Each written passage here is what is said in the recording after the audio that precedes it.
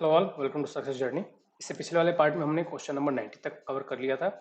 इस पार्ट में हम लोग देखने वाले हैं क्वेश्चन नंबर 91 टू 180। तो चलिए वीडियो को स्टार्ट करते हैं। आप लोगों से मेरी गुजारिश है, आप लोग प्लीज़ चैनल को सब्सक्राइब कीजिए। इसमें कुछ आपका जाएगा नहीं, लेकिन किसी का भला जरूर हो जाएगा, ठीक है। तो आप प्लीज़ चैनल को आप लोग सब्सक्राइब करो, वीडियो को लाइक करो और अच्छे से वीडियो को देखिए हर एक क्वेश्चन को। तो चलिए स्टार्ट करते हैं। पहला क्वेश्चन है 91। As per the S 456/2000, minimum longitudinal reinforcement in rectangular column. Minimum percentage कितनी होती है रेनफोर्समेंट की लॉन्गिट्यूडनल डायरेक्शन, मतलब मेन स्टील की बात कर रहा है कॉलम में वो। एक बार हम पहले क्लॉज देखते हैं 91 का क्या कहता है। देखिए क्लॉज नंबर है 26.5.3.1। तो S456 क्या कहता है कि कॉलम के केस में minimum longitudinal reinforcement should not be less than 0.8% और मैक्सिमम कितना है 6%। तो 0.8% मिनिमम परसेंटेज है और 6% मैक्सिमम है। किसके लिए? दो चीज याद रखना है, मेन स्टील के लिए मतलब लॉन्गिट्यूडनल स्टील के लिए, किसमें? कॉलम में। ठीक है, बात दोनों क्लियर हो गया। और यहाँ पे पूछा है मिनिमम, तो ये आएगा 0.8% of the gross sectional area. अभी वो भी देख लेते हैं। 0.8% of the gross sectional area, ठीक है, gross cross sectional area. Next है in design of shear reinforcement of reinforced concrete beam, the design shear strength of concrete depends on. Design shear strength मतलब कंक्रीट में कैसे design करते हैं। जब हम कंक्रीट में शियर एनफोर्समेंट डिजाइन करते हैं, सबसे पहले हम क्या करते हैं कि कंक्रीट शियर स्ट्रेंथ कितना पहले ले रहा है, वो कितना कंक्रीट का अपना शियर स्ट्रेंथ कितना है, उसको पहले इवेलुएट करते हैं। फिर हम देखते हैं कि शियर फोर्स आ कितना रहा है स्ट्रक्चर पे, और फिर में जो लैकिंग होती है उसके लिए हम सिर्फ शियर एनफोर्समेंट प्रोवाइड करते हैं। इस तरह से डिजाइन करते हैं। तब वही कह रहे हैं कि डिजाइन शियर स्ट्रेंथ जो कंक्रीट का होता है वो किससे बनता है बेसिकली, टाउसी की जो वैल्यू है वो कहाँ से आती है। तो हम उसके लिए भी क्लॉज देख लेते हैं। Design shear strength of concrete जो टाउसी की वैल्यू है, कोड किस आधार पे बाइफरगेट करता है। तो एक यहाँ पे है एएस ओवर बीडी, तो किस पे डिपेंड किया? एएस ओवर बीडी क्या है? पीटी पे, परसेंटेज ऑफ स्टील पे। दूसरा ग्रेड ऑफ कंक्रीट, तो एक तो ग्रेड ऑफ कंक्रीट पे डिपेंड किया और एक एरिया ऑफ स्टील पे, ठीक है, या फिर परसेंटेज ऑफ स्टील पे। कौन सा स्टील है? एएस क्या है यहाँ पे? Area of longitudinal tension reinforcement का, बस वही यहाँ पे सेलेक्ट कर देना है। Percentage of reinforcement in tension and grade of concrete. तो आंसर बहुत क्लियर हो गया कि आंसर बी है। In a balance section in a limit state of fracture, maximum strain in extreme fibre of concrete and tension steel are respectively. Clause कौन सा है? तो क्लॉज ये है 456 का 456 का ये बी है, और ये 41 क्लॉज में है शायद, आप लोग एक बार देख लेना, ये 41th क्लॉज है शायद।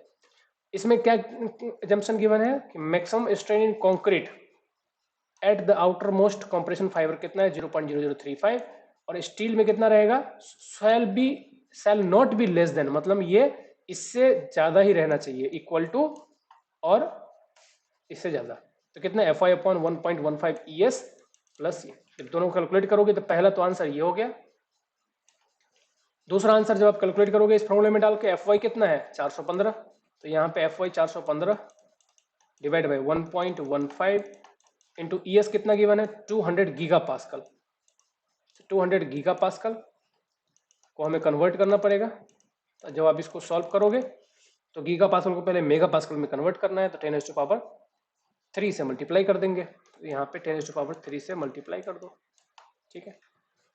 जिसको आप सॉल्व करेंगे तो आंसर आएगा 0.0018। नेक्स्ट है critical section for the calculation of maximum bending moment for footing supporting a column, concrete column. कौन सा क्लॉज है? Critical section for moment and shear. ये बहुत इंपॉर्टेंट क्वेश्चन, आप याद रखिए। मोमेंट के लिए कहां पे कैलकुलेट करते हैं? Moment computed at the face of the support shall be used in the design of members at those sections. For non-monolithic construction, design of members shall be done. ठीक है। मोमेंट के लिए क्या हो गया कि अगर ये कॉलम है तो कॉलम के फेस पे हमें मोमेंट कैलकुलेट करना है, क्योंकि यहीं पे मैक्सिमम बेंडिंग मोमेंट होती है। तो critical section for bending moment is at the face of the column. Shear के लिए दो होती है, एक वन वे शियर और एक two way shear. One way shear के लिए कहां पे है? At d distance from the face of the column, at d distance from the face of the column, वही यहाँ पे लिखा हुआ है। shear computed at the face of the support shall be used in the member at that section except as, कह रहे हैं कि डायरेक्शन ऑफ shear reinforcement तो कहाँ पे कैलकुलेट करना है? d from the face of the support। ठीक है, तो ये हो गया वन वे सीयर के लिए। और टू वे सीयर के लिए कहाँ पे, यहाँ से d/2 डिस्टेंस पे, जिसे हम पंचिंग सीयर भी कहते हैं। तो अगर टू वे सीयर है तो यहाँ पे d/2 डिस्टेंस पे। तो ये तीन चीज याद रखनी है, moment face of the support, one way shear at d distance, two way shear at d/2 distance. सारा क्वेश्चन आपको क्लियर हो जाएगा क्रिटिकल सेक्शन से रिलेटेड। मैक्सिमम बेंडिंग मोमेंट पूछा है तो ये आएगा face of the column. Next है reinforced concrete slab acts as. Reinforced concrete slab कैसे एक्ट करता है, रिजिड डायाफ्राम की जगह।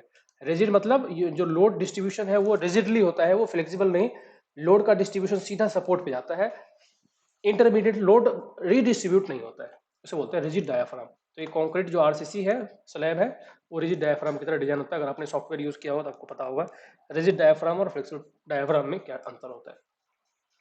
For an RCC structure concreting done continuously, कितना कंक्रीटिंग है, 100 क्यूबिक मीटर।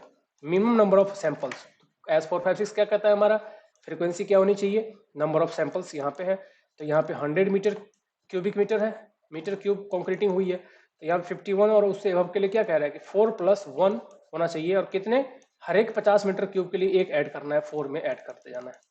तो यहाँ पे 100 ही है तो एक ही आएगा, तो 4+1 होगा, तो यहाँ पे हो जाएगा आंसर 5।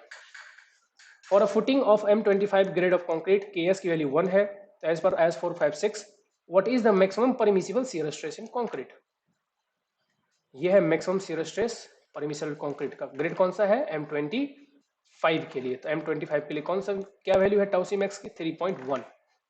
तो क्या है 3.1, ऑप्शन हो जाएगा ए, सब कुछ डायरेक्ट वैल्यू है। What is the minimum grade of design mix concrete for the post tension and pre tension system. बहुत इंपॉर्टेंट क्वेश्चन है, कई बार पूछा है। पोस्ट टेंशन के लिए होता है M30 और प्री टेंशन के लिए होता है M40। तो ये ऑप्शन हो गया पोस्ट टेंशन के लिए करेक्ट, और ये हो गया प्री टेंशन के लिए करेक्ट। ठीक है, प्री टेंशन के लिए, तो M30 और M40 याद रखो। M25 RCC के लिए और M30 सी वाटर, अगर कहीं पे सी सोरे बनाना है आपको अगर कोई स्ट्रक्चर, तो उसके लिए M30। What is the shrinkage strain in post tensioned member after 8 days of pre-stressing? क्या पूछा है यहाँ पे, श्रिंकेज स्ट्रेन फाइंड करना है पोस्ट टेंशनड मेंबर में। पोस्ट टेंशन मेंबर में आपको श्रिंकेज स्ट्रेन फाइंड करना है, तो क्या फॉर्मूला होता है, 2 × 10⁻⁴, 2 × 10⁻⁴ divide by log base 10 t+2, ये होता है फॉर्मूला। ठीक है, अब यहाँ पे क्या पूछा, 8 डेज, तो 8 + t+2 करेंगे तो 10 हो जाएगा, तो log बेस 10 का क्या होगा, लॉगरिथमिक 1 हो जाएगा, तो ये हो जाएगा 2 × 10⁻⁴। ठीक है, और ये किसके लिए पूछा है, पोस्ट टेंशन के लिए। प्री टेंशन के लिए पूछा होता तो ये आंसर सही होता। दोनों वैल्यू आप याद रखिए, तो प्री टेंशन के लिए ये आंसर सही है, लेकिन यहाँ पे पोस्ट टेंशन के लिए पूछा है, तो option C is the right answer. Next question पे चलते हैं। नेक्स्ट क्वेश्चन क्या है, कह रहा है कि लोड है W, सर्कुलर स्लैब है, रेडियस R है, maximum radial moment per unit width of slab of a simply supported slab कितना होगा। तो ये क्वेश्चन देखिए, अगेन आपको याद रखना है कितना होता है, 3WR²/16। जो बेसिक मोमेंट होता है, रेडियल मोमेंट होता है, वो होता है W/16, 3 + μ × R² - R²। ये इसका वेरिएशन होता है, जब इसमें आप इंसर्ट करोगे तो सिंपली सपोर्टेड का कहाँ पे निकालना है, सेंटर पे, तो 3WR² ये बहुत बार पूछा गया है क्वेश्चन। नेक्स्ट है design of RC column subjected to biaxial bending depends on. तो बाइक्सियल बेंडिंग है तो किस किस बातों पर डिपेंड करेगा, आज 4, 5, 6 देखते हैं क्या कहता है कि member subjected to combined axial and biaxial bending. तो डिजाइन क्या होगा, MUX, MUX1, MUY और MUY1। तो MUX और Y क्या है, moment about X and Y axis due to design loads. तो MUX और MUY तो है ही, और axial ultimate load, axial load के लिए भी यहाँ पे क्या रिलेशन है, यहाँ पे PUZ है, जो कि एक्सियल लोड कैपेसिटी है। तो ये तीनों पे डिपेंड करता है, इसलिए हो जाएगा ऑप्शन 1, 2 एंड 3। वैसे भी 2 और 3 कोई ऑप्शन नहीं है, तो आपको वैसे भी पता चल जाएगा कि ऑप्शन डी ही होगा। Next as per IS 456/2000 in the design of RC foundation 3 critical section हमने अभी डिस्कस किया, bending moment, one way shear and two way shear के लिए चेक्ड विथ इन। तो क्या होगा, मैक्सिमम एरिया कितना था, कॉलम से कॉलम पे बेंडिंग मोमेंट, कॉलम पे D/2 पे टू वे शियर, और कॉलम के D डिस्टेंस पे वन वे शियर। तो मैक्सिमम पेरिफेरी एरिया क्या हो गया, D डिस्टेंस। तो checked with in effective depth of the footing. Next आ जाएगा maximum slenderness ratio of concrete column should not exceed. चलते हैं 456 को पे। 456 क्या कहता है, clause number 25.3.1, the unsupported length between the end restraint shall not exceed 60 times the least lateral dimension of a column. क्या हो जाएगा यहाँ पे 60। Loss of pre stress in pre tension at compare to post tension. देखिए general loss जो होता है pre stress system में 15 to 20% होता है total loss pre stressing force का। लॉस बहुत सारे कारणों से होता है, तब ये क्या पूछा है इसमें कि pre tension pre stress loss of pre stress in pre tensioning में पोस्ट टेंशनिंग के कंपैरिजन में ज्यादा होता है या कम होता है, तो ये होता है ज्यादा। कितना ज्यादा होता है एक बार हम लोग देख लेते हैं। देखिए ये टाइप ऑफ लॉस है और प्री टेंशन में अप्रोक्सीमेट 18% लॉस होता है, अप्रोक्सीमेट है, एक्चुअल तो हमें कैलकुलेट करना पड़ता है, और पोस्ट टेंशन में अप्रोक्सीमेट 15%। जनरली ये प्री टेंशन में ज्यादा होता है, इसलिए मोर आएगा answer. Column head are provided in, column head क्या होता है, जब हम फ्लैट स्लैब का कंस्ट्रक्शन करते हैं, flat slab means without any beam, सिर्फ कॉलम और स्लैब होता है, तो उस कंडीशन में ड्रॉप और कॉलम हेड प्रोवाइड किया जाता है। ड्रॉप होता है थिकेंड पोर्शन ऑफ स्लैब को हम ड्रॉप बोलते हैं, और कॉलम ऐसे होता है और कॉलम की डायमेंशन को हम ऐसे इंक्रीज कर देते हैं। आप लोगों ने मेट्रो में भी देखा होगा, इसको बोलते हैं कॉलम हेड। हेड तो कॉलम हेड कहाँ प्रोवाइड किया जाता है, फ्लैट स्लैब में। कॉलम हेड या फिर ड्रॉप और कैपिटल ये कहाँ पे होता है, फ्लैट स्लैब में। What should be the minimum thickness of a flat slab in any case? Code पे चलते हैं। कोड क्या कहता है, एज 456 का क्लॉज नंबर ये है थिकनेस ऑफ स्लैब के बारे में। क्या कहता है, thickness of flat slab shall be generally controlled by this but in any case the minimum thickness of slab shall be 125 mm। तो क्या हो जाएगा answer B. What is the relaxation loss in pre-stressing steel if the initial stress level is 50% of the characteristic strength of pre-stressing steel? कह रहा है कि यहाँ पे रिलैक्सेशन का लॉस कितना होगा, इनिशियल स्ट्रेस अगर 50% रिलैक्स्ड है। तो देखते हैं IS 1343 क्या कहता है। IS 1343 किसके लिए, प्री स्ट्रेस के लिए। ये रहा रिलैक्सेशन लॉस। अब कितना परसेंट कह रहा है इनिशियल स्ट्रेस है, 0.5% है, ठीक है 50% है, वही कह रहे हैं ना कि 50% है, initial stress is 50% of the characteristic strength, FP का 50% है, तो कितना होगा रिलैक्सेशन लॉस, 0। तो यहाँ पे कौन सा ऑप्शन आपको सिलेक्ट करना है, 0 का। ये IS 1343 का क्लॉज है, याद रखना। ये IS 1343 का 2012 वाला कोड का टेबल 6 है, इसका लेटेस्ट कोड है 2012 में आया था। नेक्स्ट चलते हैं। How much portion of a steel that should extend beyond the face of the support at discontinuous edge of two-way slab due to negative moment at discontinuous edge? कितने portion को हमें आगे बढ़ाना चाहिए क्योंकि वहां पे नेगेटिव मोमेंट होता है। कोड क्या कहता है देखते हैं। कोड कहता है कि एट डिसकंटिन्यूअस एज कितना परसेंट बढ़ाना है, 0.1 L टाइम्स बढ़ाना है। कितने को बढ़ाना है, 50% को। जितना सरिया पहले से आ रहा था उसका 50% हमें इतने लेंथ तक आगे बढ़ाना है, 0.1 L। Spacing of shear enforcement in a rectangular RC simply supported beam. हम जानते हैं कि शियर एनफोर्समेंट का काम क्या होता है, शियर फोर्स को रोकना, और shear force simply supported beam में कैसे बनता है डायग्राम, अगर यूडीएल है तो यूडीएल का बनेगा maximum eight support minimum at centre. तो जहां पे शियर फोर्स कम है तो वहां पे स्पेसिंग क्या होगा, ज्यादा होगा, और जहां पे शियर फोर्स कम हो रहा है तो वहां पे स्पेसिंग कम हो जाएगा। मतलब यहाँ पे स्पेसिंग एज पे कम हो जाएगा और सेंटर पे ज्यादा होगा, वहां पे शियर फोर्स कम है। तो आंसर आएगा B, increase toward centre of the beam. क्या, स्पेसिंग इंक्रीज हो रहा है, याद रखना। नेक्स्ट क्वेश्चन देखते हैं। नेक्स्ट क्वेश्चन क्या है, sinking of an intermediate support. Intermediate support का सिंकिंग कंटिन्यूअस बीम का क्या इंड्यूस करता है। तो देखिए यहाँ पे क्या इंड्यूस करेगा, ये इंड्यूस करेगा reduces the negative moment at support and increases the positive moment at center of the span। तो इसमें आपको याद रखना है कि अगर इंटरमीडिएट सपोर्ट जो है कंटिन्यूअस बीम का अगर सेटल डाउन हो रहा है तो नेगेटिव सपोर्ट को, नेगेटिव बेंडिंग मोमेंट को सपोर्ट पे तो कम करेगा क्योंकि सिंक हो रहा है, लेकिन वो मोमेंट कहाँ पे इंड्यूस कर देगा, वो पॉजिटिव मतलब स्पैन पे इंड्यूस कर देगा। तो आंसर हो जाएगा इसका डी। अब कह रहे हैं कि रैंकाइन ग्रोसोफ थ्योरी जो है वो क्या सजेस्ट करता है, तो रैंकाइन ग्रोसोफ थ्योरी क्या सजेस्ट करता है कि जो लोड का रेशियो है और जो लेंथ का रेशियो है उसके बीच में क्या कोरिलेशन है, 4 टाइम्स का कोरिलेशन। तो आंसर हो जाएगा B. To keep the intensity of bearing pressure between the column base and concrete compressive throughout the length L, column base, the ratio of moment and axial force P should be, यहाँ पे क्या होना चाहिए, यहाँ पे बोल रहा है कि इंटेंसिटी ऑफ बियरिंग प्रेशर अपने को कॉलम बेस के अंदर लिमिट में रखना है। तो मिडिल थर्ड रूल हम सभी जानते हैं, मिडिल थर्ड रूल के अंतर्गत होना चाहिए, मतलब ये जो एसेंट्रिसिटी की वैल्यू है वो L/6 से लेस या फिर इक्वल, मैक्सिमम इतने तक एसेंट्रिसिटी हो सकती है। नेक्स्ट है effect of creep on modular ratio is to increase it. Modular ratio की वजह से क्या होता है, क्रिप बढ़ता है, क्योंकि शॉर्ट टर्म तो नहीं बढ़ता लेकिन लॉन्ग टर्म अगर हम देखेंगे क्रिप तो मॉडुलर रेशियो की वजह से बढ़ता है। मॉडुलर रेशियो क्या होता है, ES upon EC, ES upon EC 280 upon 3 sigma CBC का दोनों के बराबर। चलिए नेक्स्ट देखते हैं, इन limit state approach spacing of main reinforcement controls primarily. तो स्पेसिंग क्या कंट्रोल करता है, क्रैकिंग को, इसलिए मैक्सिमम स्पेसिंग स्टील के बीच में होता है। और minimum amount of steel, minimum percentage of steel क्या कंट्रोल करता है, डिफ्लेक्शन को।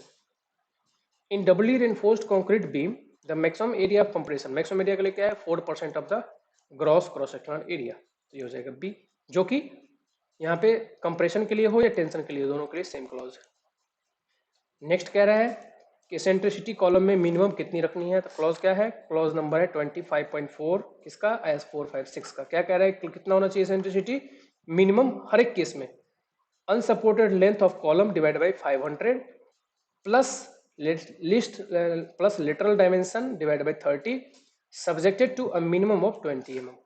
बस, तो कौन सा ऑप्शन है यहाँ पे, option A, E minimum is equal to unsupported length divide by 500 plus D by 30 subjected to minimum value of 20। अगर इसकी वैल्यू 20 से ज्यादा आती है तो ये वैल्यू यूज करना है, अगर इसकी वैल्यू 20 mm से कम आती है तो ये वैल्यू यूज करना है, विच एवर इज हायर।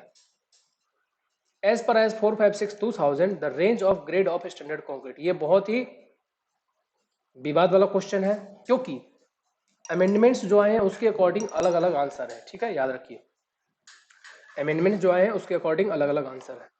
ये है विदाउट अमेंडमेंट जो ओरिजिनल कोड है उसमें। तो यहाँ पे क्या पूछा है कि स्टैंडर्ड कॉन्क्रीट, स्टैंडर्ड कॉन्क्रीट का रेंज क्या है 25 से लेके 55 तक, 25 से 55, तो आंसर ये हो जाएगा। लेकिन जो थर्ड अमेंडमेंट आया था 2013 में, उसके अकॉर्डिंग क्या किया गया है इसमें चेंज, वो देख लो, क्योंकि कई बार ये पूछते हैं। क्या किया गया है कि स्टैंडर्ड कॉन्क्रीट में नंबर बढ़ा दिया गया, यहाँ पे 60 को यहाँ पे ले आया गया है, मतलब ये 60 जो पहले यहाँ पे था उसको स्टैंडर्ड कॉन्क्रीट में शिफ्ट कर दिया गया है, ठीक है, तो एक बढ़ गया। और जो पहले 80 तक ही हुआ करता था, अब हमारा 456 कहाँ तक एप्लीकेबल है, M100 तक। पहले 456 कब तक एप्लीकेबल था, कौन से ग्रेड ऑफ कॉन्क्रीट तक के लिए, M80 तक के लिए, लेकिन अब किस तक, कहाँ तक एप्लीकेबल है, M100 तक के लिए। और मेजर चेंज क्या हुआ है कि M60 को अब हाई स्ट्रेंथ कॉन्क्रीट से स्टैंडर्ड कॉन्क्रीट में ले आया गया। कभी कभी पूछते हैं इसका कितना नंबर है, तो ऑर्डिनरी कॉन्क्रीट में 3 ग्रेड है और स्टैंडर्ड कॉन्क्रीट में कितने 1 2 3 4 5 6 7 8, इसमें 8 है, 1 2 3 4 5 6 7 8, इसमें 8 है, तो 8 ग्रेड हो गया इन दोनों में और 3 ग्रेड हो गया ऑर्डिनरी कॉन्क्रीट में। तो याद रखिए ये थर्ड अमेंडमेंट 2013, फोर्थ अमेंडमेंट भी हो चुका है 2019 में, बट उसमें इसमें कोई चेंज नहीं था। चलते हैं नेक्स्ट क्वेश्चन पे, which option is correct for the portal frame in equilibrium as shown in figure below. Correct 18 question कह रहा है कि कौन सा इसमें से इक्विलिब्रियम को एक्ट करेगा। तो देखिए मोमेंट से हम रिएक्शन कैसे जनरेट करवाते हैं, मोमेंट का change in moment divide by length, तो चेंज इन मोमेंट, इसके बीच में जो मोमेंट होगा डिवाइड बाय लेंथ है 4 मीटर, प्लस इसके बीच में जो चेंज होगा divide by length plus P, क्योंकि हॉरिजॉन्टल थ्रस्ट की बात कर रहे हैं तो इसी में इंड्यूस होगा, तो इज इक्वल टू 0, तो आंसर सी हो जाएगा। नेक्स्ट देखते हैं 19 क्या कहता है, in order to the order of flexibility matrix किसके बराबर में होता है, नंबर ऑफ रिडंडेंट फोर्स के बराबर। नेक्स्ट है point of contraflexure is a point where, contraflexure किसको बोलते हैं, जहां पे बेंडिंग मोमेंट अपना साइन चेंज करता हो। जैसे कि फिक्स सपोर्ट है, फिक्स बीम है, यूडियल लोड लग रहा है तो क्या होगा, नेगेटिव नेगेटिव, और ऐसे पॉजिटिव, तो पॉइंट ऑफ कॉन्ट्राफ्लेक्चर एक, दूसरा यहाँ पे, ठीक है, तो ये हो गया पॉइंट ऑफ कॉन्ट्राफ्लेक्चर, मतलब बेंडिंग मोमेंट जहाँ पे चेंज कर रहा है sign. Current neglecting the axial deformation, axial change in length, determine the kinematic indeterminacy. Kinematic indeterminacy find करेंगे, तो यहाँ पे कह रहा है कि कितना है इसका kinematic indeterminacy, तो kinematic indeterminacy है इसका 1, ठीक है, कैसे 3j माइनस आर करके निकालेंगे, 3 इंटू ज्वाइंट, तो ज्वाइंट कितना है 1 2 3 4, और रिएक्शन कितना है 3 3 6 3 9, तो 3 इंटू 4 इंटू 9, ये माइनस करेंगे तो कितना आएगा 4 3 12, 12 में से 9 गया तो 3, और 3 और एक्सेल डिफॉर्मेशन को यहाँ पे नेगलेक्ट करना है, तो मेंबर कितने हैं 2, तो 3 माइनस 2 करेंगे तो ये आएगा 1, ये आएगा 1। नेक्स्ट चलते हैं, नेक्स्ट क्वेश्चन देखते हैं। 2 bars connected eight there ends, ये बार है, इसमें पूछा है कि वर्टिकल डिफ्लेक्शन ऑफ जॉइंट ओ का वर्टिकल डिफ्लेक्शन कितना होगा। तो देखिए यहाँ पे हम स्ट्रेन एनर्जी मेथड का यूज कर सकते हैं, आसानी से हम इसका आंसर फाइंड कर लेंगे, इसमें कुछ भी नहीं है। तो देखते हैं एक बार। स्ट्रेन एनर्जी मेथड के लिए आपको सबसे पहले पता होना चाहिए कि स्ट्रेन एनर्जी का फॉर्मूला क्या होता है, कैसे स्ट्रेन एनर्जी आता है। स्ट्रेन एनर्जी फॉर्मूला होता है P square L divide by 2AE axial, अगर फोर्स लग रहा है तो P square by L divide by 2AE से हम फाइंड करते हैं। ठीक है, अब यहाँ पे हम दोनों के लिए फाइंड कर लेते हैं। तो जैसे स्ट्रेन एनर्जी हम पहले फाइंड कर लेंगे दोनों ही कंडीशन के लिए। तो अगर हम पहले जिसका फोर्स फाइंड कर लेते हैं FOA, इस मेंबर में कितना फोर्स है, इस मेंबर में कितना फोर्स है, क्योंकि सेम एसेंट्रिसिटी है तो दोनों में सेम आएगा। FOA is equal to FOB, अगर हम इसको sigma FS is equal to 0 रख के बनाएंगे तो इजीली हमें मिल जाएगा। और FOA कितना मिलेगा, ये मिलेगा P बाई √3 के बराबर, मतलब 0.577 इंटू P। अभी हम P रखते हैं, वैल्यू भी इंसर्ट नहीं करेंगे। अगर अब हमें स्ट्रेन एनर्जी फाइंड करना है तो स्ट्रेन एनर्जी हो जाएगा FOA स्क्वायर, क्योंकि एक्सल स्ट्रेस यही है इसमें, into L divide by AE, यहाँ पे वैल्यू रख देंगे तो 0.577 P का होल स्क्वायर इंटू L कितना है यहाँ पे 2 मीटर दिया हुआ है, डिवाइड बाई AE, इसकी वैल्यू को जो हम इंसर्ट करेंगे। और डिफ्लेक्शन क्या होता है del U by del P, इसको डिफरेंशिएशन कर देंगे तो स्क्वायर का यहाँ पे डिफरेंशिएशन हो जाएगा, 2 से मल्टीप्लाई हो जाएगा। तो फाइनल अगर 2 से मल्टीप्लाई करेंगे इसको और P की वैल्यू इंसर्ट करेंगे, A की वैल्यू इंसर्ट करेंगे, E की वैल्यू इंसर्ट करेंगे तो हमें डेल मिल जाएगा। तो डेल आएगा 1.33, तो इसका डिफ्लेक्शन आ जाएगा 1.33। नेक्स्ट क्वेश्चन पे चलते हैं। 123 क्या कहता है कि which one expression gives the relation between load intensity and bending moment. तो हम जानते हैं कि dm बाई dx, डेल नहीं है ये d है, dm बाई dx क्या होता है शियर फोर्स के बराबर, और df बाई dx किसके बराबर होता है निगेटिव लोडिंग के बराबर। तो अब यहाँ पे मोमेंट्स हमें लोड इक्वेट करना है तो क्या होगा, यहाँ पे 2 टाइम्स हम क्या कर रहे हैं डिफरेंशिएशन कर रहे हैं, तो आंसर हो जाएगा What is the ordinate of influence line diagram at B for reaction RD। तो यहाँ पे क्या पूछा है कि ऑर्डिनेट क्या होगा B पे अगर हम RD का बनाएंगे, मतलब यहाँ पे इसका अगर हम इन्फ्लुएंस लाइन डायग्राम ड्रॉ करते हैं तो यहाँ पे ऑर्डिनेट कितनी होगी, कैसा इसका पहले इन्फ्लुएंस लाइन डायग्राम बनेगा कैसा। तो चूंकि हम RD का बना रहे हैं तो यहाँ पे 1 इंटेंसिटी का होगा, और यहाँ पे B है तो यहाँ पे B हमें ये कैलकुलेट करना है, और हमें ये वैल्यू पता है ये 1 है, ये डिस्टेंस पता है ये 4 है, और ये डिस्टेंस भी पता है ये कितना है 2 मीटर है, ये 2 मीटर है। ठीक है, बस हमें क्या करना है यहाँ पे ट्राइंगल का प्रॉपर्टी यूज करना है। तो ये अगर मान लेते हैं ये D है और ये C है, ये A है, ये क्या गिवन है B, तो ये B गिवन है तो इसको मान लेते हैं B डैश, और ये D है तो इसको मान लेते हैं D डैश। तो यहाँ पर ट्राइंगल का फॉर्मूला यूज कर लेंगे, DC by DD dash is equal to BC by BB dash. इसकी वैल्यू यहाँ पे इंसर्ट कर देंगे तो BB डैश का वैल्यू आ जाएगा 0.5, तो ये आएगा 0.5 is the right answer. Next है their reaction at support C, बहुत सिंपल है, यहाँ पे हम इसको रिएक्शन मानेंगे, पहले हम इस रिएक्शन की वैल्यू को कैलकुलेट कर लेंगे ताकि इस पर लोडिंग निकल जाए, और इसको हम ओवरहैंगिंग बीम मान के डिजाइन कर लेंगे। तो जब हम इसका रिएक्शन पहले फाइंड करेंगे तो रिएक्शन कितना आएगा, इसका रिएक्शन आ जाएगा 60 किलो न्यूटन, ये रिएक्शन आ जाएगा यहाँ पे 60 किलो न्यूटन का। अब इसका ओवरहैंगिंग बीम बन गया, ये सिंपली है, तो यहाँ पे रिएक्शन फाइंड करना बहुत आसान है। मोमेंट ले लेंगे हम इस पॉइंट के अबाउट, तो इस पॉइंट के अबाउट क्या हो जाएगा RC into 4 minus 60 into 4.5, equate करेंगे तो हमें आंसर मिल जाएगा RC का, तो RC मिलेगा हमें 67.5। नेक्स्ट है cantilever carries load P load है, पॉइंट C गिवन है। अभी देखिए ये भी बहुत आसान है, लोड यहाँ पे है, डिफ्लेक्शन यहाँ पूछ रहा है, तो यहाँ पे जो स्लोप होगा थीटा C और थीटा B तो बराबर ही रहने वाला है क्योंकि यहाँ पे लोडिंग नहीं है। तो कैसे फाइंड करेंगे, तो delta B is equal to यहाँ तक ये डिफ्लेक्शन, तो डिफ्लेक्शन क्या होता है यहाँ पे, डिफ्लेक्शन अगर हम फाइंड करें तो PA cube by 3EI, PA cube by 3EI plus ये हमें ऐड करना है थीटा इंटू L, तो थीटा मतलब थीटा बी, थीटा बी क्या होगा, P A square by 2EI into L, तो क्या हो जाएगा एल माइनस ए इंटू एल माइनस ए। इसको जब हम सॉल्व करेंगे तो फाइनली हमें आंसर मिलेगा पी ए स्क्वायर सिंप्लीफाई करके by 2EI into L minus A by 3, मतलब आंसर हो जाएगा आंसर डी इसका। ठीक है, नेक्स्ट है a 3 hinge semi circular arch of radius R carries UDL load. तो कह रहा है कि हॉरिजॉन्टल थ्रस्ट।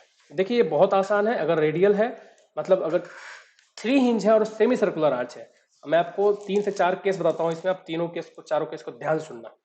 3 हिंज है, मैं पहले सेमी सर्कुलर आर्च बताता हूँ, 3 हिंज के केस में क्या होगा और 2 हिंज के केस में क्या होगा।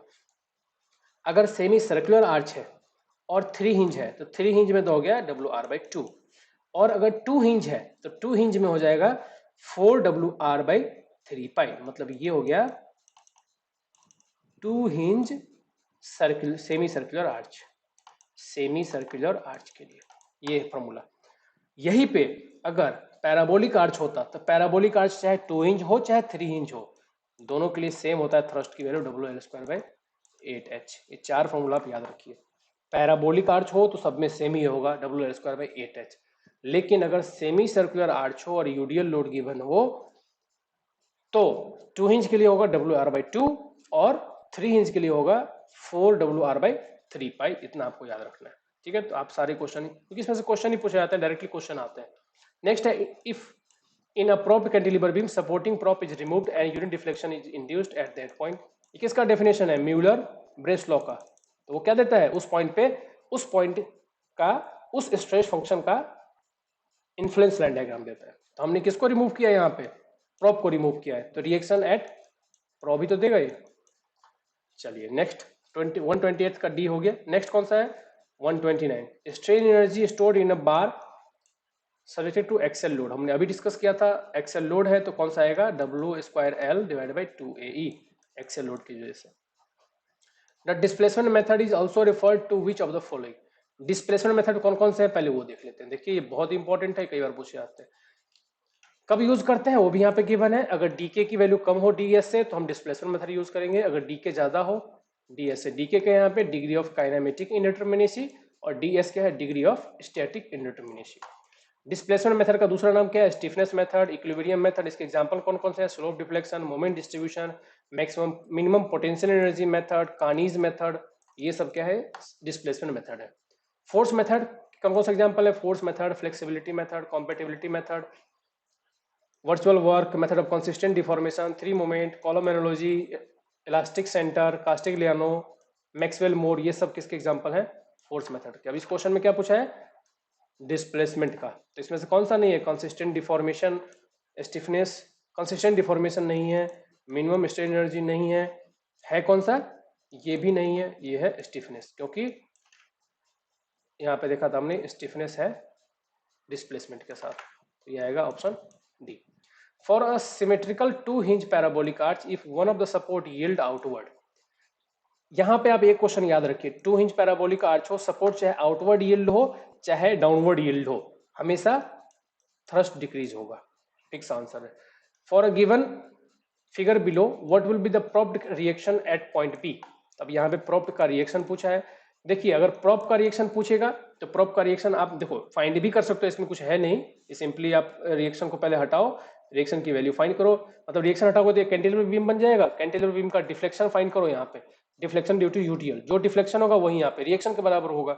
आप यहाँ से डिफ्लेक्शन को रिएक्शन से इक्वेट करके, रिएक्शन कैसे इक्वेट करोगे, deflection of cantilever beam due to point load को इक्वेट करना है deflection of cantilever beam due to UDL load को, दोनों को इक्वेट करोगे तो आपको अपने आप रिएक्शन की वैल्यू मिल जाएगी, लोड की वैल्यू खाली आप अननोन रखना। तो अब इसमें क्या आंसर बन जाएगा, इसमें आंसर बनेगा अगर प्रॉप्ड का पूछा है तो 3/8/WL, और अगर यहां भी पूछता फिक्स पे कितना होगा तो ये आंसर होता। ठीक है, फिक्स पे जो रिएक्शन होगा 5/8WL और प्रॉप पे रिएक्शन जो होगा वो 3/8WL के बराबर। Next question, a portal frame of indeterminate nature and uniform rigidity है, सब्जेक्टेड टू हॉरिजॉन्टल थ्रस्ट है, the value of thrust given by. तो ये मेरे हिसाब से आंसर होना चाहिए, इसमें मेरे को डाउट है बट मेरे हिसाब से आंसर होना चाहिए ये वाला आंसर, बट आप लोग अपने तरफ से देख लेना। Cantilever beam of rectangular cross section is subjected to load, load given है, कहाँ पे लोड है, फ्री एंड पे, causing deflection del 1, if the load increased by 2w, तो डिफ्लेक्शन में क्या फर्क पड़ेगा। अगेन बहुत क्वेश्चन, इजी क्वेश्चन है, कैंटिलीवर बीम है, रेक्टेंगुलर क्वेश्चन है, क्रॉस सेक्शन है, लोड कह रहा है फ्री एंड पे, तो अगर लोड फ्री एंड पे है, पॉइंट लोड, तो क्या होगा डिफ्लेक्शन, डिफ्लेक्शन होगा WL3 तो डिफ्लेक्शन में किसका कोरिलेशन फाइंड करना है यहाँ पे, लोड की वजह से, तो लोड का क्या है, डायरेक्टली प्रोपोर्शनल है, तो लोड अगर 2 टाइम्स हुआ तो डिफ्लेक्शन भी 2 टाइम्स हो जाएगा, मतलब 1/2 हो जाएगा, ये हो जाएगा 1/2, तो आंसर हो जाएगा 0.5। The shear force at the point of control flexure in the beam, तो ये पॉइंट, ये प्लास्टिक हिंज है, मतलब यहाँ पे मोमेंट 0, यहाँ पे मोमेंट 0, यहाँ पे मोमेंट 0, तो कह रहा है कि यहाँ पे पॉइंट ऑफ कंट्रा फ्रैक्चर पे शियर क्या होगा, तो ये हम जानते हैं किसी भी लोकेशन पे, और तो कहीं पे मोमेंट है नहीं, तो मोमेंट से हम शियर फोर्स में कैसे कन्वर्ट करते हैं, M/L से, तो M/L। नेक्स्ट क्वेश्चन क्या है 136 का, 136 क्वेश्चन देखते हैं। 136 कह रहा है कि in case of simply supported beam of I section having span, span दिया हुआ है, loaded with central load W, length of plastic, plastic zone और प्लास्टिक हिंज, प्लास्टिक, अब क्या करें, सिंपली सपोर्टेड बीम है, तो यहाँ पे x इज इक्वल टू हो जाएगा L/3, और यहीं पे अगर यूडियल लोड होता तो L/√3, सेंट्रल पॉइंट लोड है तो L/3 और यूडियल होता तो L/√3। स्टिफनेस मैट्रिक्स गिवन है बीम का, और फ्लेक्सिबिलिटी मैट्रिक्स पूछा है, तो फ्लेक्सिबिलिटी मैट्रिक्स क्या होगा, इसका सिंपली इनवर्स फाइंड करना है आपको, और 2/2 का इनवर्स तो वैसे ही फाइंड कर सकते हो आप बिना किसी मेहनत के। देखते हैं इसको, अगर फाइंड ही करना है तो इनवर्स कैसे फाइंड करेंगे, तो क्या होता है इनवर्स, एडजॉइंट होता है, एडजॉइंट जो है मैट्रिक्स का वो डिवाइड बाय इसका डिटरमिनेंट, इस स्टिफनेस का, के का, स्टिफनेस मैट्रिक्स के, ठीक है। तो एडजॉइंट इसका फाइंड करेंगे तो 2/2 का एडजॉइंट क्या होता है, 2/2 का एडजॉइंट हो जाएगा, ये दोनों एलिमेंट आपस में एक्सचेंज हो जाएंगे, इन दोनों का साइन बदल जाएगा, ठीक है। तो आपस में एक्सचेंज भी करोगे तो ये तो कुछ होने वाला है नहीं, इन दोनों में लग जाएगा -1 और ये रिवर्स हो जाएगा, तो जो ये 2EI था वो L/2EI हो जाएगा।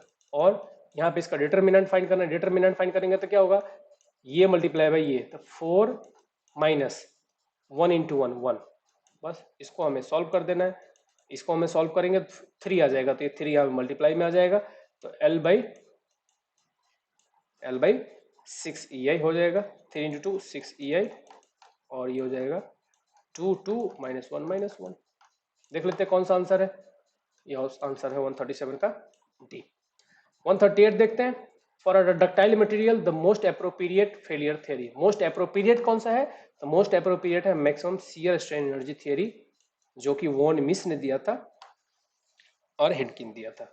और अगर पूछता है मोस्ट कंजर्वेटिव कौन सा है, तो मैक्सिमम शियर स्ट्रेस थ्योरी होता। नेक्स्ट चलते हैं, moment distribution method is best suited for, किसके लिए, तो ये रिजिड फ्रेम के लिए। यूनिफॉर्मली डिस्ट्रीब्यूटेड लोड है, 8 मीटर का लेंथ है उसका, सिंपली सपोर्टेड बीम जिसका लेंथ है 20 मीटर, उसको क्रॉस कर रहा है। If the maximum bending moment occurs at the left quarter point of the beam, maximum bending moment कहाँ पे, लेफ्ट क्वार्टर, मतलब 1/3, तो 20 का डिवाइड बाई 3 करेंगे तो मतलब 5 मीटर पे, यहाँ पे अगर हम इसको 3 पार्ट में डिवाइड करते हैं तो क्वार्टर क्वार्टर में अगर डिवाइड कर देते हैं, ठीक है, तो 5 5 5 के रेशियो में बढ़ जाएगा, ठीक है।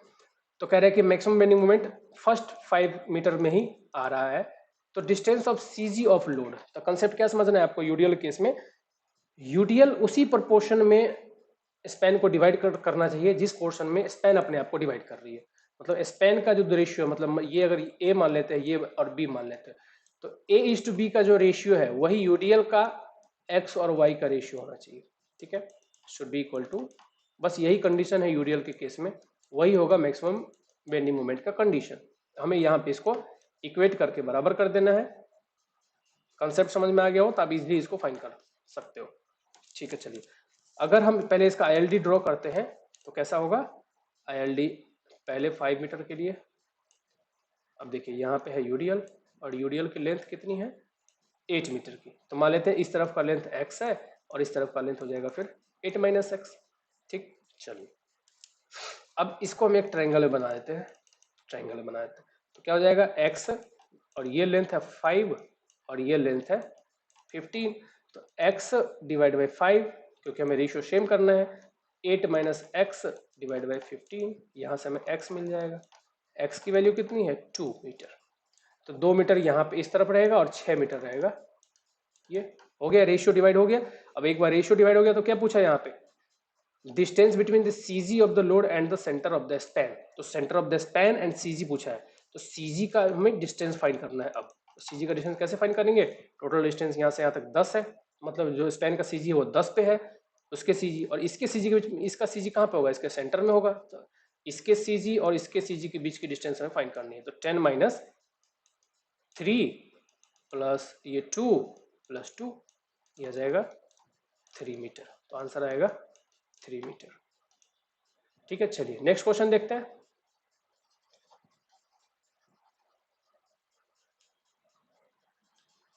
कोलैप्स लोड कह रहा है फाइंड करो।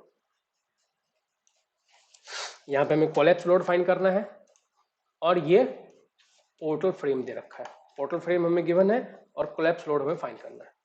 तो देखिए अगेन इसमें 3 मैकेनिज्म बनेंगे, पहला बीम मैकेनिज्म, दूसरा स्वयं मैकेनिज्म और तीसरा दोनों का कंबाइन। तो बीम मैकेनिज्म से शुरू करते हैं। तो बीम मैकेनिज्म बनेगा तो यहाँ पे ऐसे, यहाँ पे ऐसे, तो एक थीटा वर्क यहाँ पे होगा, एक थीटा वर्क यहाँ पे होगा और यहाँ पे 2 थीटा का वर्क होगा, थीटा प्लस थीटा का।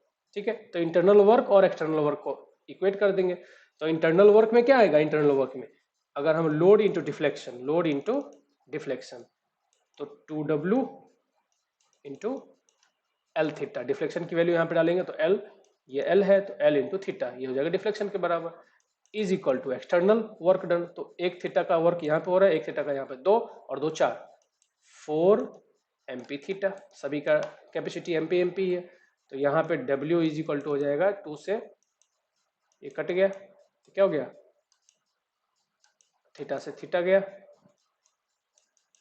तो ये क्या बच गया 2 MP बाई एल। तो बीम मैकेनिज्म में कितना मिला 2 MP बाई एल। सिमिलरली हम स्वयं मैकेनिज्म फाइंड करेंगे, तो स्वयं मैकेनिज्म में क्या आएगा, और हमें स्वयं मैकेनिज्म देखना है।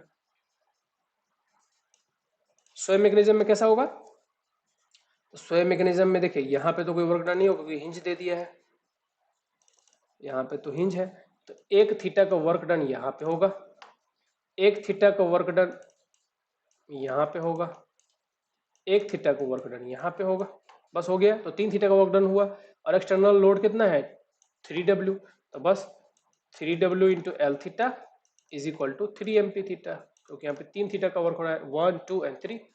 अब यहाँ पे W इज इक्वल टू क्या हो जाएगा 3 3 कैंसल आउट, तो MP बाई एल के बराबर। दूसरा फाइंड हो गया। कंबाइंड मैकेनिज्म में क्या होगा, अब दोनों मैकेनिज्म को हम साथ में कंसीडर कर लेंगे। तो मैं आप पे रन देता हूं, अगर वो भी फाइंड करोगे तो वो भी इतना ही आता है, MP बाई एल आता है, सेम ही आता है। अब इन तीनों में से मिनिमम देखना है हमें, मिनिमम की वैल्यू कितनी है MP बाई एल के बराबर ही है। तो ये तीनों ही कंडीशन में सबसे कम जो है वो MP बाई एल है, तो यही हमारा आंसर हो जाएगा। नेक्स्ट क्वेश्चन देखते हैं। In statically indeterminate pin jointed space frame, pin jointed means truss की बात कर रहा है, relation between number of members m है, नंबर ऑफ ज्वाइंट्स है, तो 2D होता है, m is equal 2j minus 3 होता है, और 3 है तो 3j माइनस 6 हो जाएगा। तो 142 का आंसर हो जाएगा। अगर यहाँ पे क्या बोला है इनडिटरमिनेट, मतलब मेंबर शुड बी ग्रेटर, अगर बराबर है तो परफेक्ट ट्रस्ट है, अगर लेस देन है तो डिफिशियंट ट्रस्ट है, अगर ग्रेटर देन है तो इनडिटरमिनेट ट्रस्ट है। 142 का हो जाएगा सी। 143 का देखते हैं, when a uniformly distributed load longer than है सिंपली सपोर्टेड बीम से, तो मैक्सिमम बेंडिंग मोमेंट कब होगा, जब पूरे स्पैन पे यूडीएल है, तो कहाँ पे होगा, सेंटर में होगा।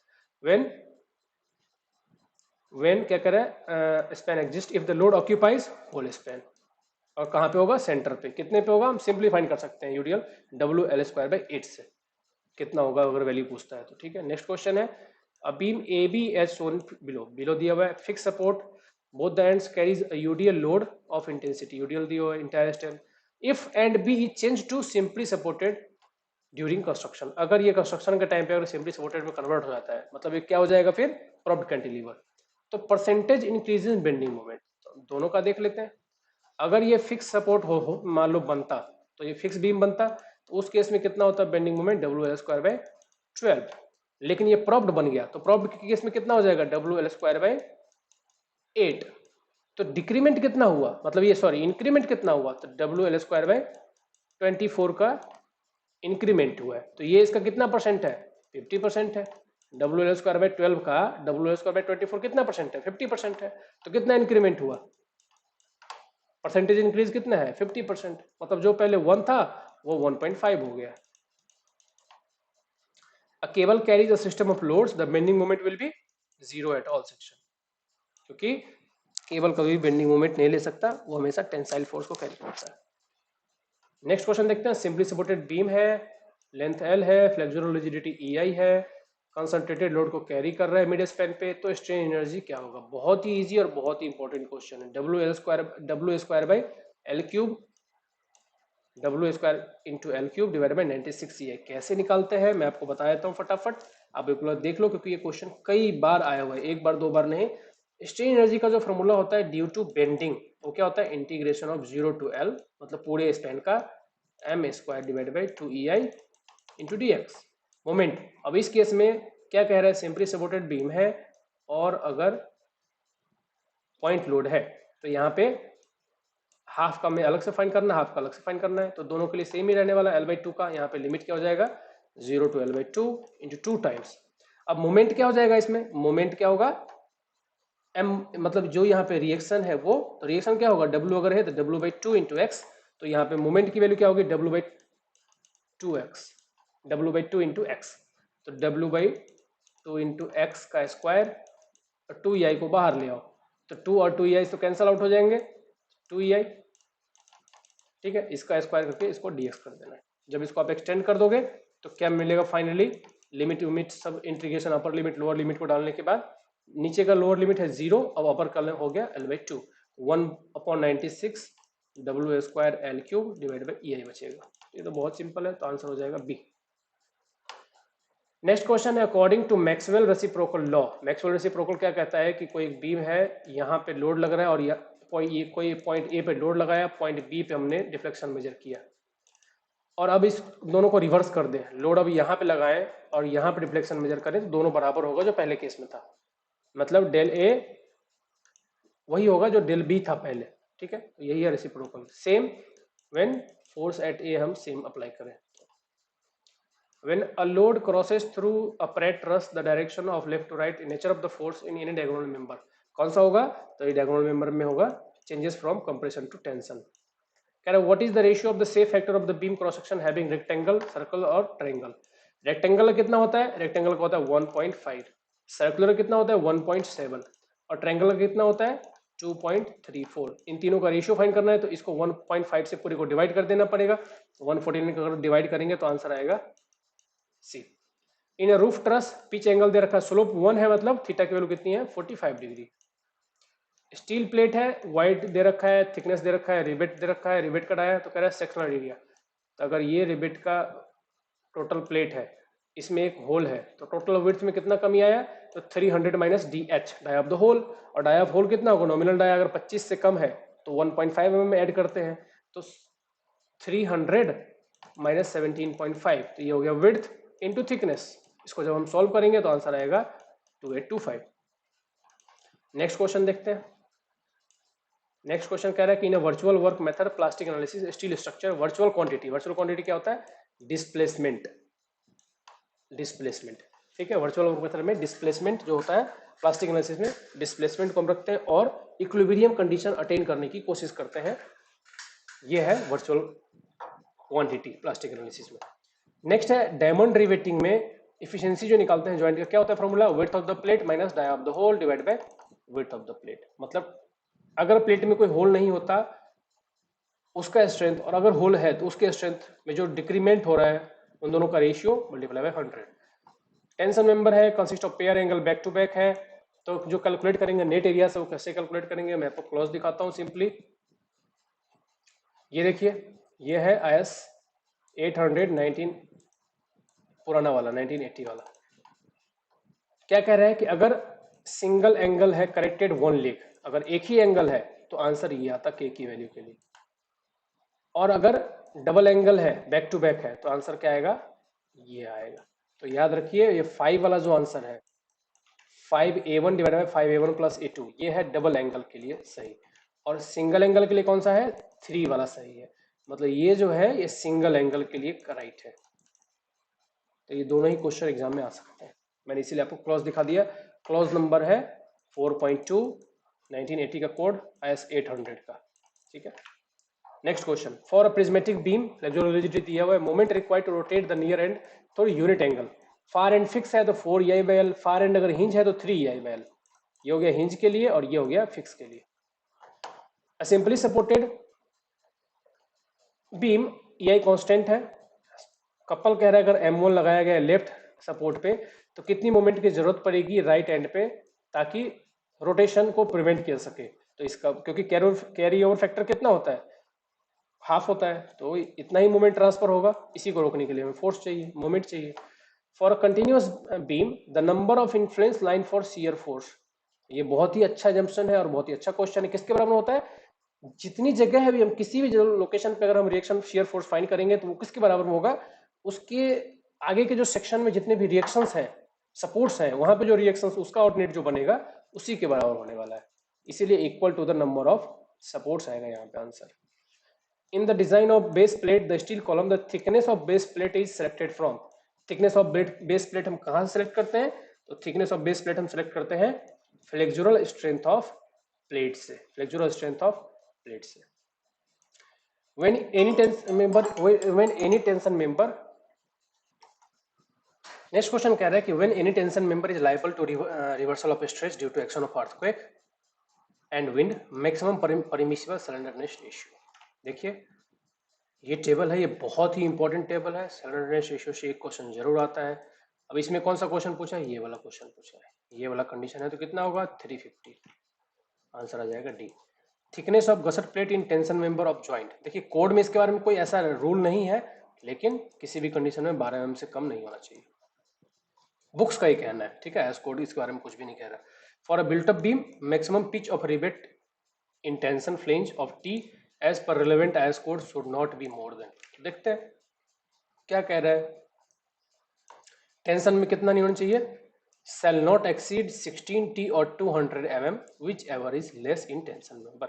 16T और 200 mm, 16T और 200 mm whichever is less, तो आंसर हो जाएगा D. The minimum ratio of thickness of steel element in compression in terms of their outstanding length has been specified to prevent। किसके लिए है? कोड देखते हैं, कोड क्या कहता है? कोड कह रहा है कि ये है टू अवॉइड लोकल बकलिंग। जो है limiting width to thickness ratio किसके लिए है? लोकल बकलिंग को अवॉइड करने के लिए। ये सब कोड में दिया हुआ है, ये सब IS 800 से लिया है मैंने इसमें कुछ भी नया नहीं लिया है। ये सब IS 800 में गिवन है। अब इसको पढ़िए, सब आपको क्लियर हो जाएगा। इन वर्कशॉप गैंट्री गर्डर और डिजाइन, गैंट्री गर्डर तीनों के लिए डिजाइन होता है। बहुत ही पॉपुलर क्वेश्चन है। Longitudinal force, lateral force and vertical force. क्योंकि गैंट्री गर्डर ऐसे भी मूव होता है, ऐसे भी मूव होता है, और लोड को ऐसे भी लेके मूव कराता है, ऊपर नीचे भी, मतलब ये ऊपर नीचे भी मूव करता है। Splices for compression member are designed as. Splices कैसे डिजाइन होते हैं? शॉर्ट कॉलम की तरह डिजाइन होते हैं। स्प्लाइसेस मींस दो मेंबर के बीच में जहां पे कनेक्शन करना है उसको बोलते हैं स्प्लाइसेस। तो कैसे डिजाइन होता है? शॉर्ट कॉलम की तरह। Which of the following element of pitched roof industrial steel building primarily resist lateral load parallel to ridge? क्या बोलते हैं उसको? ब्रेसिंग्स बोलते हैं। ब्रेसिंग क्या होता है? ये होते हैं ब्रेसिंग्स। डायरेक्शन ऑफ लेटरल विंड ऐसे है, ये पर्लिन है, ये रिज है, तो पैरेलल टू रिज कह रहा था। इसको कौन रोकता है? तो ये ब्रेसिंग्स रोकते हैं। ठीक है, ये जो है ये लेटरल ब्रेसिंग है और ये जो है ये वर्टिकल ब्रेसिंग। ठीक है, तो ब्रेसिंग्स रोकते हैं। Maximum bending moment in roof Perlin, again ये डायरेक्टली कोड से क्वेश्चन है। तो कोड क्या कहता है कि पर्लिन में मैक्सिमम बेंडिंग मोमेंट कैसे कैलकुलेट होना चाहिए? WL/10 से। मैं आपको कोड में दिखाऊंगा। इन plastic design steel structure the shape of the cross section that has maximum shape factor. I section के लिए कितना है? मैं आपको सभी के लिए एक बार शेप फैक्टर बताया। तो आई सेक्शन के लिए 1.14, डायमंड के लिए कितना होता है? 2, सर्कुलर सेक्शन के लिए कितना होता है? 1.7, और रेक्टेंगल के लिए कितना होता है? 1.5, और सबसे ज्यादा किसका होता है? ट्रायंगल के लिए कितना? 2.34। तो इसमें पूछा है मैक्सिमम शेप फैक्टर, तो मैक्सिमम इसमें किसका है? डायमंड का है 2, और वैसे किसका है तो ट्रायंगल का है 2.34। In a built up column 20 mm dia rivet are used in lacing bar। Minimum width of lacing bar, minimum width of lacing bar के लिए क्या क्लॉज है, minimum width of lacing bar shall be 3 times the nominal dia of the bolt या rivet. तो 3 times the nominal dia, तो nominal dia क्या है ये 20 mm, तो 20 इंटू 3 60 mm से कम नहीं होना चाहिए, 60 या 60 से ज्यादा होना चाहिए, आंसर हो जाएगा डी। नेक्स्ट है proof stress for minimum bolt tension is given by. Again code क्या कहता है, मिनिमम बोल्ट टेंशन के लिए प्रूफ स्ट्रेस कितना होना चाहिए 0.7 times into F U B के बराबर, 0.7 इंटू एफ यू बी के बराबर। As per AS 800 2007 specify the minimum thickness of steel section। minimum thickness of steel section पुराने वाले कोड में था कितना 6 mm एंड 8 mm। जहां पे हम पेंट कर सकते हैं वहां पे 6 mm, जहां पे पेंट नहीं कर सकते हैं उसमें 8 mm। बट AS 800 2007 इसके बारे में कुछ भी नहीं बोलता, it is silent. There is no any clause specifying the minimum thickness of steel section. As per AS 800 purlins and design dash. तो पर्लिन कैसे डिजाइन होता है कंटिन्यूअस बीम की तरह। कहां पे लिखा हुआ है देखो ये रहा L/10, पर्लिन की जो वैल्यू है लोड की वो होता है WL/10 के बराबर, ठीक है। और ये कैसे डिजाइन होता है मैं आपको यहाँ पे दिखाता हूँ, ये डिजाइन होता है continuity of the purlin over supports the bending moment about axle. तो यहाँ पे क्या लिखा है इसने कि एडवांटेज में be taken as continuity over the purlin over the support, मतलब इसे कंटिन्यूअस बीम की तरह हम डिजाइन कर सकते हैं इसके एडवांटेज उठाने के लिए, इसलिए इसका डिजाइन होता है कंटिन्यूअस बीम की तरह पर्लिन का। Minimum and maximum spacing of vertical stiffener in terms of D. Again code में है, ये पुराने वाला कोड है 1984 वाला। इसमें आपको क्लॉज नंबर इसमें मिलेगा वर्टिकल स्टिफनर के लिए मिनिमम कितना है 0.33 और मैक्सिमम कितना है वर्टिकल स्टिफनर के लिए 1.5 डी क्लियर मेंशन है। तो 0.33 से लेके 1.5 डी, तो बी हो जाएगा इसका answer. Frame has an indeterminacy to number of possible plastic hinge 3। तो कितने नंबर ऑफ प्लास्टिक हिंज चाहिए मैकेनिज्म के लिए तो R+1, तो R+1 कितना है 3, मतलब 3 अगर फॉर्म होगा तो स्ट्रक्चर पूरी तरफ से कोलैप्स हो जाएगा, तो इसे बोलेंगे complete collapse. The flange is classified as plastic if the outstand element of the compression flange of the rolled section is less than. तो प्लास्टिक कब बोलते हैं हम प्लास्टिक सेक्शन, प्लास्टिक सेक्शन किसको बोलते हैं cross section which can develop plastic hinge and have rotation capacity required for failure the structure bye formation of plastic mechanism, ठीक है। और क्या क्वेश्चन पूछा है किसके लिए, if the outstand element of compression flange of rolled section is less then, outstand element of compression flange of rolled section और किसके लिए प्लास्टिक के लिए कितना है 9.4 एप्सिलॉन के बराबर 9.4 epsilon. Next question, if mx is the maximum moment in the plate girder, pb is the allowable bending moment, thickness of the wave, then the economical depth of plate girder। Economical depth के लिए कौन सा answer है इसमें, economical depth देखिए economical depth plate girder का क्या होता है कि जिस जो मिनिमम वेट थे मतलब मैक्सिमम इकोनॉमिकल डेप्थ मींस जो मिनिमम वेट प्रोड्यूस करे वो डेप्थ होता है इकोनॉमिकल डेप्थ। तो इसके लिए कौन सा है ये वाला, ठीक है। मैं आपको इक्वेशन दिखाता हूं, देखिए अगर रिवेटेड है प्लेट गर्डर तो उसके लिए ये इक्वेशन है डेप्थ के लिए इकोनॉमिकल डेप्थ के लिए, और अगर वेल्डेड है तो यहाँ पे 1.1 की जगह 5.3 है, तो दोनों ही इक्वेशन आप याद रखिए। अगर वेल्डेड है, चूंकि यहाँ पे कुछ भी नहीं दिया हुआ कि वेल्डेड है या वो रिवेटेड है, तो रिवेटेड है तो 1.1 और अगर वेल्डेड है तो 5.3। Westergaard analysis for stress distribution beneath the loaded, हमें पता है बुशीनेस किसके लिए एप्लीकेबल है नॉर्मल सॉइल के लिए, लेकिन वेस्टरगार्ड ने म्यू को भी कंसीडर किया था और ये किसके लिए एप्लीकेबल है स्ट्रेटिफाइड मतलब लेयर्ड सॉइल के लिए, लेयर्ड सॉइल के लिए एप्लीकेबल है। वाइड रेशियो गिवन है नेचुरल मतलब ई नेचुरल गिवन है, ई मैक्स गिवन है, ई मिनिमम गिवन है, तो कह रहा है कि रिलेटिव डेंसिटी डी क्या होता है E max minus E natural divide by E max minus E minimum. बस यहाँ पे इक्वेट कर दीजिए आपको आंसर मिलेगा और आंसर मिलेगा आपको 50%। Next question, ISMB Indian standard middle beam 450 used as beam can be considered laterally restraint if, कब लेटरली रिस्ट्रेंट कंसीडर करेंगे compression flange is laterally restraint, जब कंप्रेशन फ्लेंज इसका लेटरली रिस्ट्रेंट है। देखिए लेटरली सपोर्टेड बीम का क्या definition दे रहा है कोड, कोड कहता है कि A beam may be assumed to be adequately supported at supports provided the compression flange has full lateral restraint। कौन किसको lateral restraint प्रोवाइड कर रहे हैं? compression flange को। तो यहाँ पे वही चीज हमें टिक कर देना है, ए compression flange is laterally restrained, तो ऑप्शन ए हो जाएगा राइट। नेक्स्ट कह रहा है कि a steel beam section is classified as low shear beam when factored shear force is less than। Again code पे चलते हैं, कोड का क्लॉज नंबर कौन सा है? S800 का क्लॉज नंबर है 8.2.1.2। When factored design shear force does not exceed 0.6 VD, इसको हम क्या कहते हैं? लो शियर केस कहते हैं। 0.6 VD को एक्सीड नहीं करता है इसे हम लो शियर केस कहते हैं, अगर एक्सीड करता है तो उसे हाई शियर केस कहते हैं। तो आंसर हो जाएगा B. Last question, the web plate and the flange plate are connected by fillet weld.